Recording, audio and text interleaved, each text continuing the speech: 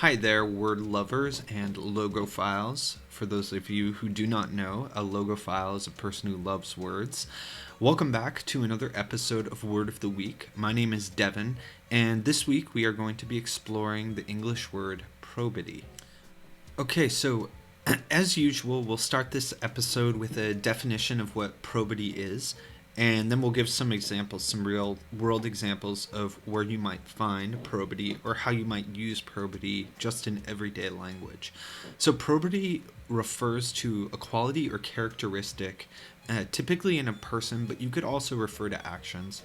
A quality or characteristic of moral uprightness or honesty or integrity. And so some examples of this might be a civil servant, someone who's elected to office, being very committed to their role as a civil servant and never taking bribes or never succumbing to corruption. That kind of a person would be someone with probity. Similarly, if you can think of a friend you have who's really honest or has great integrity, one of my close friends is actually this person for me, just someone who is very committed to their word, never lies, never breaks a promise, and if they do, they clean it up almost immediately. When I think of this person, the word probity is the word that comes to mind. So sometimes with learning new words, it can really help to identify a person or a specific action or activity or event with that word. So for me, when I think probity, I just think this guy. This guy completely embodies probity. They embody moral uprightness and rectitude and all that.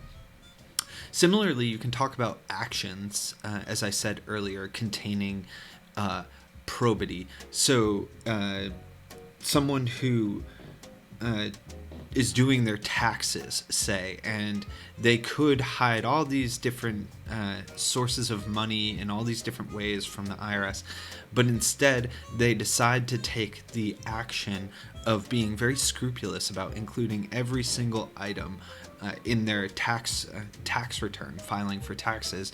You could say that the action of being scrupulous in this way is an action of probity. It's an action of morality or uprightness or adherence to strong moral principles. So that's basically the definition of the word and a few examples that you can start to think about or play with as you start to apply it in your own life. And lastly, as usual, we'll go over the origin and etymology of this word. So this word comes into English via Old French, which gets it from Latin. And the word in Latin, the adjective in Latin, is the adjective probus, which essentially means good, worthy, upright. A lot of the things that make sense when you think about the word probity in English. But, of course, we can take a look even further back in the history of language at the Proto-Indo-European roots in this word. And there are actually two roots. The first one is this pro root, and pro comes from an even earlier root, per, P-E-R, in Proto-Indo-European, which means forward or near or against or toward or chief or first. It has a lot of different meanings, all of which kind of mean this thing, like being outward, forward, first in line. And then the second root shows up in that bitty part of probity, and it actually comes from an Indo-European root, bu, B-H-U. Now this root means to be, Proto-Indo-European to be, and it shows up in our word. Literally our word to be has its root in this old word bhu, boo. Both of these roots are really, really productive. So along with coming together and forming this word probity, pro also shows up in the word forward, in the word professional, in the word perjury.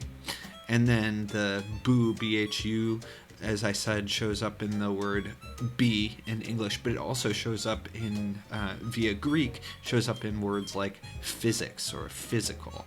That PHY goes back to the BHU in Proto-Indo-European. So very cool words. Alrighty, so quickly to recap, the word probity refers to the quality or characteristic of honesty, integrity, moral rectitude, and you can use it to either refer to people or to actions. So just remember to use this word as often as you can. 17 times is what they say in the next couple of weeks in order to really cement it into your core vocabulary so you can use it whenever you need it, and then when you see it when you're reading a newspaper article or a book or something along those lines, you'll remember exactly what it means. As a reminder, if you want to receive these videos and an accompanying email right in your email, we have a weekly newsletter that you can sign up for in the link in the description below. So just click on that link below. It'll take you to another landing page, and you'll be able to just submit your email and get these word of the weeks right into your inbox so you can keep learning without having to go on YouTube and search for these videos. Anyway, I really appreciate you watching. I hope these videos are interesting and useful, and if there are things that you want me to hit on more or talk about more with these words, definitely write a comment below in the comment section, and I'll do my best to adjust and try to make these as useful as I can. Thanks again.